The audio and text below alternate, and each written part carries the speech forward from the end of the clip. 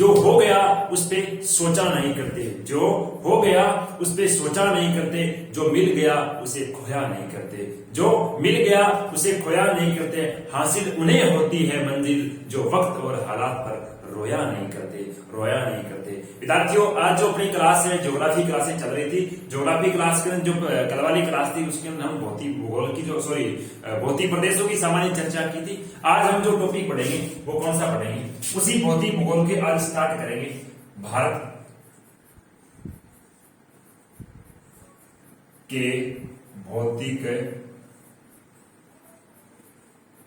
प्रदेश, क्या पढ़ेंगे, भारत के भौतिक प्रदेश।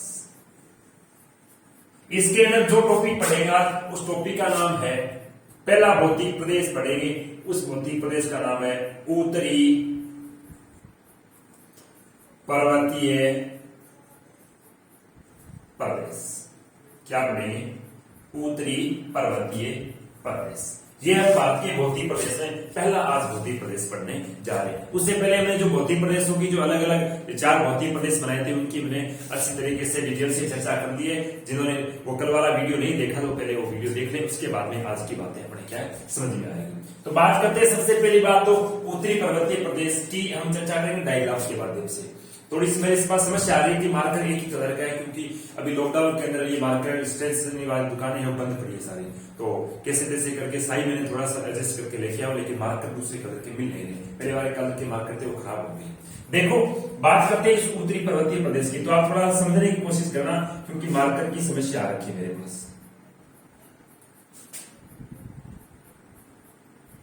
इस कोरोना तो सब कुछ छीन लिया, करे तो करे क्या, कैसे पढ़ाने की कोशिश करें लेकिन सारा व्यर्थ ही व्यर्थ जा रहा है। इस बार इतना है, हमें क्या पढ़ना है, केवल उत्तरी पर्वतीय प्रदेश पढ़ना है। उत्तरी पर्वतीय प्रदेश पढ़ना है, इसका मतलब हम देखेंगे कि उत्तरी पर्वतीय प्रदेश है उसका विस्तार कहां से कहां तक है। क्या बात आ रही है, सबसे पहले इसके विस्तार की चर्चा हो गई। विस्तार की बात करें तो ये दिख रहा होगा आपको, थोड़ा सा मार्कर चल तो रहा है लेकिन देखता हूं चल रहा है, यहां से लेकर थोड़ा नीचे रहता हूं, यहां से और उसके बाद में ये है आपका उत्तरी पर्वतीय प्रदेश। ये देखो, ये है आपका उत्तरी पर्वतीय प्रदेश। इसको अब मैं क्या दूसरे कलर से करूंगा तो भी आप समझ जाओगे। ये देखो, ये जो पूरा का पूरा क्या है, ये है आपका उत्तरी पर्वतीय प्रदेश। इसके बाद ये देखो, आधा पूर्व के अंदर है, बाकी का है यहाँ पे। यह है आपका उत्तरी पर्वतीय प्रदेश जो भारत के अंदर स्थित है।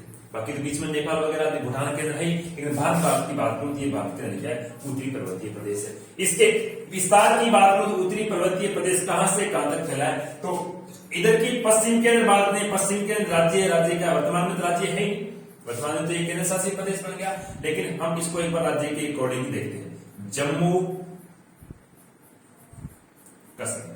जम्मू कश्मीर से लेकर पूर्व के अंदर बात करते हैं, पूर्व में यहां पर राज्य है, राज्य का नाम है अरुणाचल प्रदेश। क्या नाम है, अरुणाचल प्रदेश। कहने का कहां, जम्मू कश्मीर से लेकर अरुणाचल प्रदेश तक क्या है, उत्तरी पर्वतीय प्रदेश का विस्तार है। अगर राज्यों से नहीं पूछकर अगर नदी की बात करें तो यहां पर एक नदी है, नदी का नाम है क्या, सिंधु। क्या नाम है, सिंधु। सिंधु नदी से लेकर यहां पूर्व के अंदर फिर एक नदी है, नदी का नाम है ब्रह्मपुत्र। क्या नदी, ब्रह्मपुत्र। यहां तक ये उत्तरी पर्वतीय प्रदेश का क्या विस्तार है, जिसकी अगर हम बात करें क्या गुरुजी लंबाई की, तो इसकी लंबाई है वो कितनी है, इसकी लंबाई है वो है 2400 किलोमीटर। कितने किलोमीटर है, 2400 किलोमीटर। कुछ इसकी पूर्णतः लंबाई देखिए तो अपने क्या है, जो केटू वाला स्थान, सॉरी अपने पीओके वाला स्थान है, इसको छोड़ दिए, उसको जोड़ेंगे टोटल इसकी लंबाई हो जाएगी, वो हो जाएगी 2500 किलोमीटर। कितनी हो जाएगी, 2500 किलोमीटर। ठीक है, बात करते हैं इसके बाद, तो इसके बाद में इस पर्वतीय प्रदेश की विशेषता की बात आती है, वो क्या आती है, विशेषता की अगर बात करते हैं पर्वतीय प्रदेश की, तो जैसे हम क्या करते हैं, उत्तर से पूर्व की तरफ या पूर्व की ओर जाने पर जाने पर चौड़ाई में क्या आती है? कमी आती है। चौड़ाई में क्या आती है? कमी। यहां पर चौड़ाई ज्यादा है, इस तरफ चौड़ाई क्या है? कम। लेकिन चौड़ाई में कमी वह बात करते हैं किसके अंदर? ऊंचाई। ऊंचाई में क्या होती है? वृद्धि होती है। ऊंचाई क्या कर जाती है? बढ़ जाती है। लेकिन ऊंचाई बढ़ने के बाद में बात आती है क्या? इसके बाद में ऊंचाई में वृद्धि तथा पहाड़ियों की ढलान क्या कर जाती है? बढ़ जाती है। कहने का सर्वाधिक ढलान या नुकीली पहाड़ियां कहां मिलेगी? हमें पूरी हिमालय, पूरी उत्तरी प्रदेश के मिलेगी। सबसे उत्तरी प्रदेश का चौड़ाई की बात करें कहां मिलेगा? हमें उत्तर पश्चिम के या फिर उत्तर की बात करें। सबसे ज्यादा ऊंचाई की बात करते हैं तो कहां मिलेगा? मध्य की। यहां पर इसकी क्या है? सर्वाधिक ऊंचाई। इसका मतलब ये क्या थी? इसकी जो विशेषता थी उसकी बात है। दूसरी बात करते हैं इसकी, और अगली बात आती है, वो क्या आती है? अगली बात आती है जो उत्तरी पर्वतीय प्रदेश है, इसे हम कहते हैं हिमालय। क्या कहते हैं? हिमालय। और हिमालय है वो हिमालय क्या है? विश्व का एक नवीन पर्वत है। क्या है ये? विश्व का नवीन कह सकते हो या फिर कह सकते हो जवान पर्वत है। क्या है? जवान या फिर युवा भी कह सकते हो। कहने का क्या है? युवा। ये विश्व का सबसे युवा, सबसे जवान या फिर सबसे क्या नवीन पर्वत है। जिसकी आकृति है वो आकृति कैसी है? नवीन होने के कारण इसकी आकृति है वो है वलितनुमा। कैसी आकृति है? वलितनुमा। वलित का होता है किसी मोड़दार पर्वत। विश्व का एकमात्र ऐसा क्या मोड़दार पर्वत जो कौन सा है? हिमालय। मोड़दार कह सकते हो या फिर इसे क्या कह सकते हो? धनुषाकार। क्या कह सकते हो? धनुषाकार आकृति है किसकी? अपने उत्तरी पर्वतीय प्रदेश या फिर कह सकते हैं हिमालय की। तो सबसे पहले हमने बात किया कि हिमालय एक नवीन पर्वत है या फिर ये जवान युवा पर्वत है। इसकी आकृति कैसी है? वलितनुमा, मतलब कहने का मोड़दार पर्वत या फिर धनुषाकार आकृति का फैला हुआ, जो कहां से कहां तक है? तब कह सकते हैं सिंधु से लेकर ब्रह्मपुत्र नदी या फिर जम्मू कश्मीर से लेकर कहां? अरुणाचल प्रदेश तक ये फैला हुआ है। बात करते हैं इसके हिमालय की। क्या गुरुजी? हिमालय की बातें करेंगे हम उत्पत्ति से रिलेटिव। पहले आप इसका स्क्रीनशॉट लो, इसके बाद बात करते हैं हिमालय की उत्पत्ति कैसे हुई थी। विस्तार की बातें होगी, अगली बात करते हैं इसकी उत्पत्ति की। देखो स्क्रीनशॉट लेने साथ साथ क्या नोटबुक रखा करो और पेन रखा करो ताकि क्या है अपने नोट्स भी तैयार होते रहे। देखो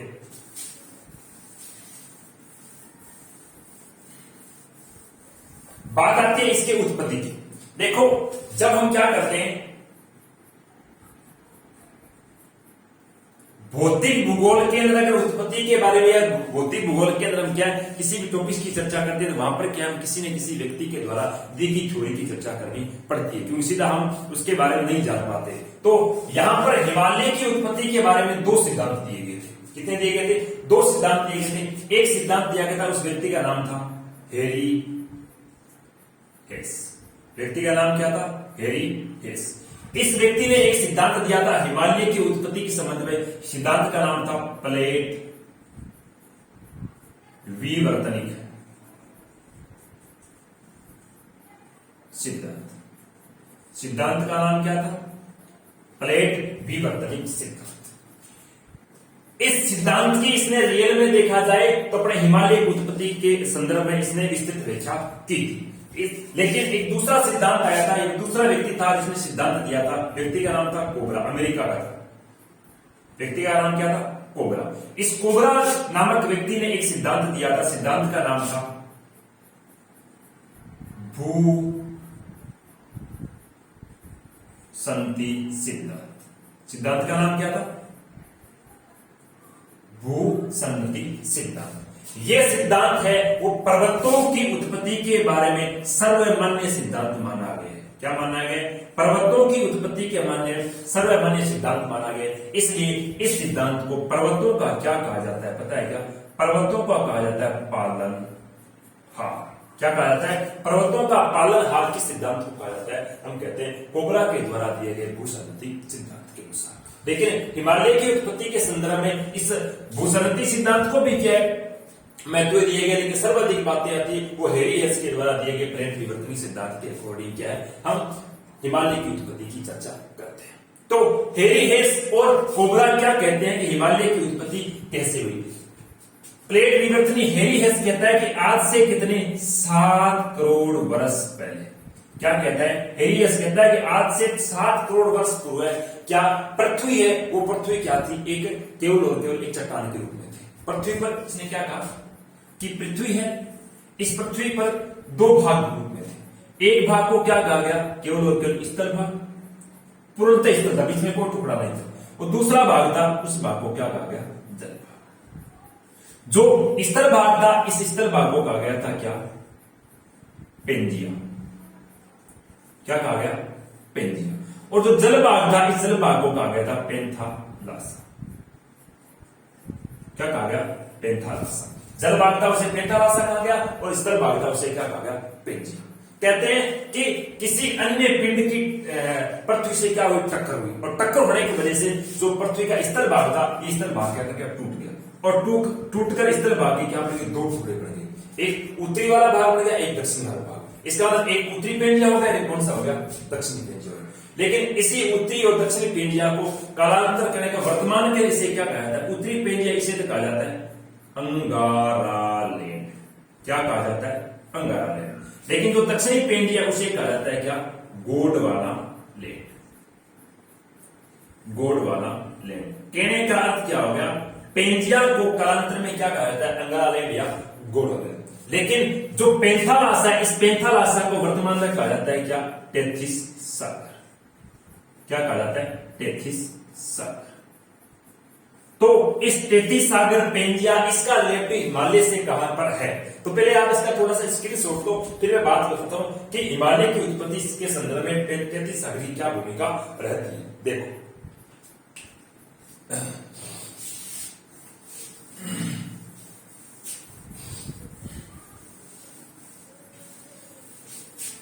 ये भी साफ कर दो, चलो कोई बात। कौन, हेरी हेस कहता है कि 2 प्लेटें थी। कितनी प्लेटें थी, पृथ्वी रियल के अंदर जो पृथ्वी का स्थल भाग है वो कितने, 7 प्लेटों के रूप में, बड़ी बड़ी मुख्य 7 ही प्लेटें, बाकी छोटी छोटी प्लेटें होने, लेकिन 7 प्लेटों पर क्या पृथ्वी का स्थल भाग टिका हुआ है। 2 प्लेटें थी। एक प्लेट का नाम था यूरेशिया और एक प्लेट का नाम था इंडो, या फिर कह सकते हो भारतीय प्लेट। क्या नाम था, भारतीय प्लेट। एक का नाम था यूरेशिया प्लेट, एक का नाम क्या था, भारतीय प्लेट। जो यूरेशिया प्लेट है ये किसका भाग थी, ये था अंगारालैंड का। किसका भाग था, अंगारालैंड। जो इंडो प्लेट थी ये किसका भाग थी, ये थी गोंडवाना लैंड का भाग। किसका भाग थी, गोंडवाना लैंड का। अब इन दोनों के बीच में यहां पर जो जल था वो जल किसका था, ये जल था पूरा पूरा, ये था टेथिस सागर। किसका था, टेथिस सागर। अब इस प्लेट के ऊपर भी क्या है, नदियां बह रही है, इसके ऊपर नदियां बह रही है। ये नदियां समय के अनुसार के नदियां सीधी सी बात है, अपना जल लाकर कहां गिराएगी, सागरों के अंदर गिराएगी या महासागरों में गिराएगी। तो ये जो यूरेशिया प्लेट के अंदर जो नदियां बह रही थी वो नदियां कहां है, अपना जल लाकर और कहां गिरा रही थी, टेथिस सागर में। इधर वाली जो नदियां थी वो भी सारा सारा जल लाकर कहां गिरा रही थी, टेथिस सागर में। नदियों के साथ क्या आता है, मिट्टी मतलब कहने का उपजाऊ मृदा वगैरह आती रहती है। तो ये मृदा सारी सारी आकर क्या है, टेथिस सागर की तलहटी में क्या करती है, समय के अनुसार धीरे धीरे धीरे धीरे क्या करती है, जमती है इस प्रकार से। और इस टेथिस सागर की तलहटी में क्या है, काफी सारी मात्रा में क्या है, तलहटी में किसका जमाव हो गया, गाद का जमाव हो गया। किसका जमाव हो गया, गाद का। अब क्या है, ये प्लेटें समय के अनुसार क्या धीरे धीरे धीरे धीरे क्या गति करना प्रारंभ कर दिया, कहने का आगे की ओर खिसकना प्रारंभ कर दिया।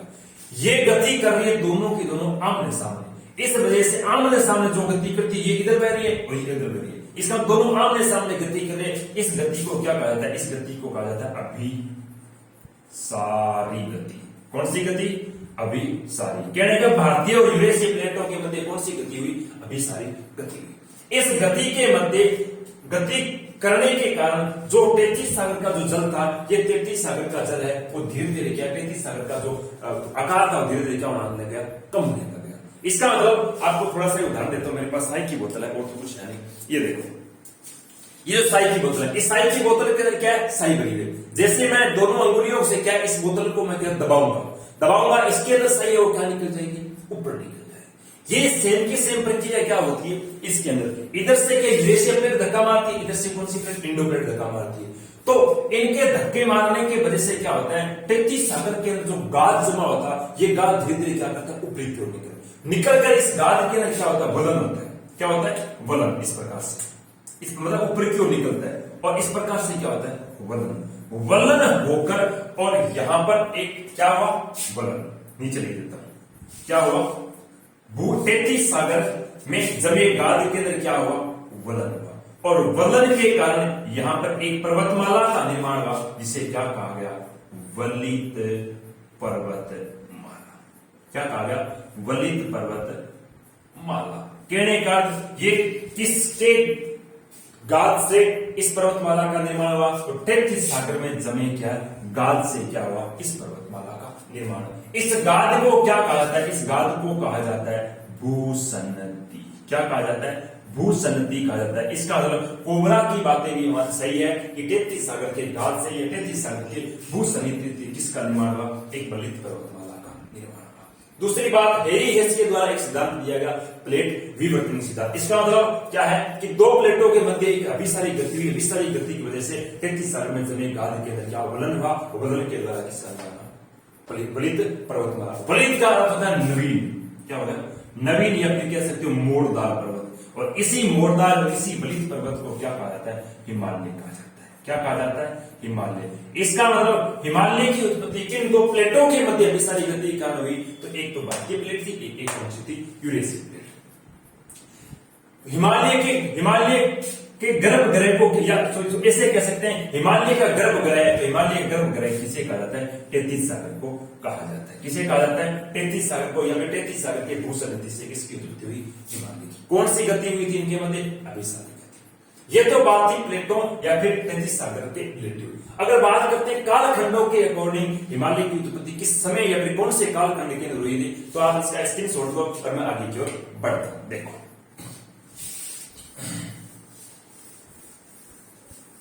बात आती है इसके बाद में क्या, कि हिमालय की उत्पत्ति है वो कौन से कालखंड के अंदर हुई थी। तो आज तक पृथ्वी पर जितने पर्वतों का निर्माण हुआ है वो 3 बार हुआ है, मतलब 3 कालखंडों के अंदर हुआ है। इसका मतलब हिमालय की उत्पत्ति कालखंडों के अकॉर्डिंग देखा जाए तो आज तक पर्वतों का निर्माण 3 कालखंडों के अंदर है। पहला कालखंड था जिसे कहा जाता है प्री कैम्ब्रियन, कैम्ब्रियन कालखंड।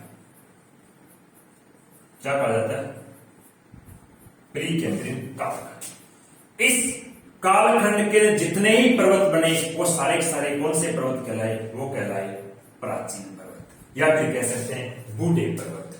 जैसे हम बात करें अरावली की, तो अरावली पर्वतमाला है, उस अरावली का निर्माण कौन से कालखंड में हुआ है, प्री कैम्ब्रियन कालखंड में। इसका मतलब अरावली क्या है, विश्व की सबसे बूढ़ी या फिर कह सकते हो प्राचीन पर्वतमाला है। दूसरा कालखंड आया था जिसे कहा था डेविलियन काल, डेविलियन कालखंड। इस डेविलियन कालखंड के अंदर जितने भी पर्वत बने वो सारे सारे क्या थे, मध्य जवान पर्वत कहलाए। ठीक, युवा भी नहीं कह सकते, नए नए बूढ़ा पर्वत कह सकते। तीसरा जो कालखंड आया था उसे कहा गया क्या, टर्शियरी, टर्शियरी कालखंड। क्या कहा गया, टर्शियरी कालखंड। इस टर्शियरी कालखंड में जितने भी पर्वतों का निर्माण हुआ वो सारे सारे कौन से पर्वत कहलाए, वो कहलाए नवीन पर्वत। दूसरी बात, टर्शियरी कालखंड में पर्वत है वो सारे सारे ऊंचाई पर अधिक है, क्योंकि आप देखते हो जैसे व्यक्ति क्या जवान होता है तो उसकी हाइट, बॉडी बॉडी सब ठीक होती है, लेकिन जैसे जैसे वो क्या होता है, बूढ़ा हो जाता है तो उसकी बॉडी, उसकी चमड़ी की जो स्किन है, चमड़ी के जो बीच में सड़ें पड़नी शुरू हो जाती है, क्योंकि बूढ़ा हो जाता है। और क्या है, जो हाइट थी, जो सीधा सीना तान पे चलता हुआ धीरे धीरे क्या है, मुड़ना शुरू हो जाता है। वही कारण जो अरावली जी कहते हैं पहले के समय में इसकी ऊंचाई रही होगी, लेकिन धीरे धीरे समय बीतता गया तो इसकी ऊंचाई होती है, धीरे धीरे क्या होने लगी, कम होने लगी। लेकिन जो जवान पर्वत है उनके क्या है, पहली बात तो नवीन है ही, लेकिन उनकी ऊंचाई भी क्या है, अधिक है। इसका मतलब आप कह सकते हो सर्वाधिक ऊंचाई वाले पर्वतों का निर्माण कौन से कालखंड में है, टर्शियरी कालखंड में। इसका मतलब हिमालय का निर्माण कौन से कालखंड में है, तो हिमालय का निर्माण हुआ है वो कौन से कालखंड में हुआ है, टर्शियरी कालखंड के अंदर हुआ है। कालखंड के अकॉर्डिंग देखें तो टर्शियरी कालखंड में किसकी उत्पत्ति हुई, हिमालय की उत्पत्ति। तो ये थी हिमालय की उत्पत्ति से रिलेटिव। अब बात करेंगे, हम करेंगे वो किसके अकॉर्डिंग बात करेंगे कि हिमालय को कितने अलग अलग भागों में डिवाइड किया गया है। तो देखो इसकी छोड़ दो, आगे की ओर बढ़ता है। उत्तरी जो पर्वतीय प्रदेश था आपका, इसको एक बार साफ करता हूं, दोबारा बनाने की कोई दिक्कत नहीं। उत्तरी जो पर्वतीय प्रदेश था, उत्तरी पर्वतीय प्रदेश को हमने क्या 3 भागों में डिवाइड किया था, एक ट्रांस हिमालय, एक हिमालय और तीसरा कौन सा था, पूर्वांचल की पहाड़ियां। तो सबसे पहले हम बात करते हैं किसकी, ट्रांस हिमालय की। किसकी बात करते हैं, ट्रांस, किसकी बात करते हैं, ट्रांस हिमालय। ट्रांस हिमालय की बात करते हैं सबसे पहले कि ये हिमालय कहां पर फैला है, कहने का इस हिमालय का विस्तार कहां से कहां तक है। तो इस हिमालय का विस्तार है भारत में केवल और केवल क्या, एक ही राज्य जो प्राचीन में था, वर्तमान में वो राज्य नहीं है। राज्य का नाम क्या है, जम्मू कश्मीर। इस राज्य का क्या है, ट्रांस हिमालय का विस्तार है। अगर देशों की बात करें तो पाकिस्तान, भारत, अफगानिस्तान, चीन और एक प्राचीन में तिब्बत देश था, जिस वर्तमान में तिब्बत नामक कोई देश नहीं है। इन देशों में क्या है, इस ट्रांस हिमालय का विस्तार है। बात करें कहां पर, तो हम देखेंगे ये आपका रहता है उत्तरवाड़ा, इतना ही समझ लो बस। यहां पर देखोगे तो ये रहता है आपका ये वाला ऐसे, इस प्रकार से। इसके अंदर देखोगे तो एक यहां पर पर्वतमाला है ऐसे। पर्वतमाला का नाम क्या है, पर्वतमाला का नाम है कराकोरम। क्या नाम है, कराकोरम श्रेणी। कराकोरम श्रेणी किस हिमालय का भाग है, हम कहते हैं ट्रांस हिमालय। इस कराकोरम श्रेणी की सबसे ऊंची चोटी है, उस चोटी का नाम क्या है, कराकोरम श्रेणी की सबसे ऊंची चोटी है, चोटी का नाम है K2, जो जिसकी ऊंचाई है 8600 कितनी, 11 मीटर। ये भारत की सबसे ऊंची चोटी है, न कि भारत में स्थित सबसे ऊंची चोटी है, ये भारत की सबसे ऊंची चोटी है। क्यों, क्योंकि जो कराकोरम श्रेणी वाला जो ट्रांस हिमालय, इस ट्रांस हिमालय किसके अंदर में, वर्तमान में ये है पाक अधिकृत कश्मीर में, कहने पीओके के अंदर आता है। इस वजह से ये भारत की सबसे ऊंची चोटी है, लेकिन वर्तमान में भारत के अंदर स्थित नहीं है। तो भारत की सबसे ऊंची चोटी कह सकते हो। कौन से हिमालय केंद्र है, हम कहते हैं ट्रांस हिमालय का। यहीं पर एक ग्लेशियर है, इस ग्लेशियर को लेकर कई बार विवाद होता रहता है, जिसका नाम है सियाचिन। क्या नाम है, सियाचिन। ये सियाचिन भी जाना इस कराकोरम के पास वाला हिस्सा है। इसके बाद में एक यहां पर पर्वतमाला और है जो भी ट्रांस हिमालय का भाग, नाम क्या है, लद्दाख। क्या नाम है, लद्दाख। लद्दाख श्रेणी भी इसी का ही भाग है। इसके बाद में अगले श्रेणी की बात करें तो आती है कौन सी, लद्दाख के बाद में बात करते हैं तो आती है जास्कर।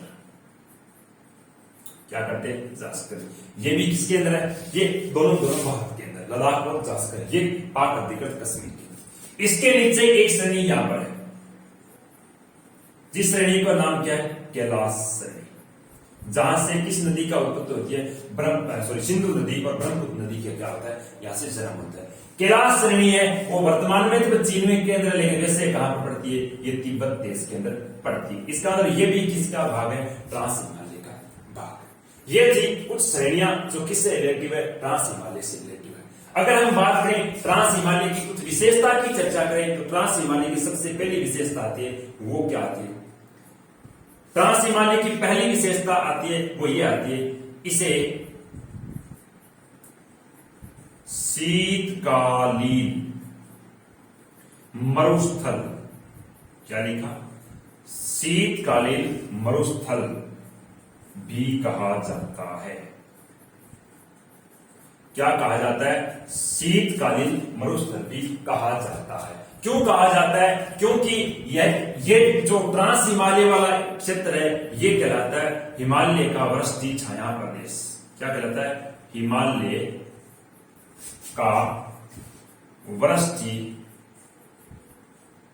छाया प्रदेश। क्या कहलाता है, हिमालय का वृष्टि छाया प्रदेश। वृष्टि छाया प्रदेश का होता है कि ऐसा कोई पर्वत जिस पर्वत के क्या पवने आकर टकराती है, पवने जिस भाग से टकराएगी, मानसून पवने, उस भाग में तो क्या होगी, वर्षा होगी। क्या होगी, वर्षा। लेकिन यहां से पवने क्या उठ जाती, ऊपर उठ जाती, ऊपर उठकर ये जो बादल है, ये बादल जैसे इस पर्वत को पार करते हैं तो यहाँ पर वर्षा नहीं करते, यहाँ पर केवल और केवल क्या है, बादल छाए रहते हैं। इसका मतलब ये हो गया कि ऐसा स्थान जहां पर बादल तो छाए रहते हैं लेकिन क्या नहीं होती, वर्षा नहीं होती, उसे हम क्या कहते हैं, वर्षा छाया प्रदेश कहते हैं। ये सेम की सेम अवस्था रहती है इस ट्रांस हिमालय के। क्या होता है कि इधर से हिमालय से ये पवनें टकराती है, हिमालय के दक्षिणी भाग में तो क्या वर्षा करती है, लेकिन ये पवनें ऊपर उठकर और इस ट्रांस हिमालय पर क्या बादल छाए रहते हैं। बादल छाए रहने के कारण इसे हिमालय का क्या कहते हैं, हम वृष्टि छाया प्रदेश कहते हैं। दूसरी बात हमने क्या है, शीतमृत का अर्थ हो गया इसकी ऊंचाई अधिक होने के कारण यहाँ पर क्या होती है, ठंड जो जलवायु रहती है वो कैसी रहती है, ठंडी रहती है, मतलब शीत रहती है। इस वजह से क्या कहते हैं, शीतकालीन मरुस्थल, यहाँ पर वर्षा नहीं होती, कहते हैं मात्र यहाँ पर 10 सेंटीमीटर से भी क्या है, कम वर्षा होती है। तो ये था आपका क्या, ट्रांस हिमालय। इसके बाद में जो चर्चा करेंगे वो करेंगे किसकी, अपने हिमालय की चर्चा करेंगे। आगे की और जो हम बातें करेंगे वो क्या करेंगे, अपनी नेक्स्ट क्लास के अंदर करेंगे, क्योंकि क्लास थोड़ी लंबी है। अपने क्या है, कोई दिक्कत नहीं, अपने छोटी छोटी क्लासों के नेक्स्ट बातें हैं वो अपने चलाते रहेंगे, लेकिन हम करेंगे वो थोड़ा सा विस्तृत रूप में करेंगे, ताकि किसी भी कॉम्पिटिशन के कोई भी इस प्रकार का क्वेश्चन पूछा जाए हमसे छूटा न हो सके। इसलिए अगले जो हिमालय की बात करेंगे वो अपने क्या करेंगे, महा हिमालय, लघु हिमालय, बाह्य हिमालय, पूर्वांचल की पहाड़ियां, वो अगली क्लास में करेंगे। तब तक इस क्लास के साथ बने रहे, धन्यवाद।